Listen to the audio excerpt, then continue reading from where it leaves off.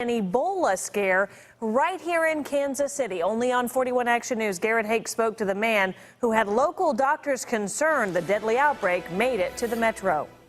Joshua Seeley is a 23-year-old Peace Corps volunteer who spent the last year teaching science in Sierra Leone. He left the country just days before the Peace Corps pulled all of their people out, and now Ebola is affecting 5 people there every hour. A few weeks ago, after he got home, he began to feel strangely ill. It was a Friday afternoon, and I just all of a sudden felt lethargic, like no energy at all. Over the weekend, Seeley's symptoms worsened. And then I later got a fever, sweating, chills, the whole run. So I thought maybe it's just the flu. But when the symptoms continued, Seeley called the Peace Corps, who told him to get to a hospital immediately. Dr. Lee Norman was giving a presentation on Ebola to hospital leadership when his phone beeped. And it said, we have this young man with a fever coming in from Sierra Leone, and Ebola precautions are implemented.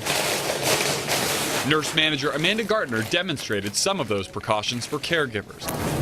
Impermeable gowns, extra long gloves, face shields. You didn't know exactly the details, but you knew I need to be concerned about this patient who's potentially has Ebola. Her volunteer SWAT team of nurses were waiting when Seeley arrived. They just rushed me straight into the emergency room, and everyone's like strapping up like they're going to war. Was a bit shocking. Doctors tested his blood and found a different deadly tropical disease. Did you ever think you would be so pleased to be diagnosed with malaria? No, in fact, I kind of thought it was ironic that I was like, oh, well, thank God, it's just malaria. The hospital says the chance to test their readiness for a possible Ebola patient was invaluable. It makes you test all your systems, your knowledge, and your response time. Seeley has been the only person to come to the hospital with Ebola-like symptoms and a travel history to match. He has recovered from his malaria and says he's been watching his former home in Sierra Leone closely.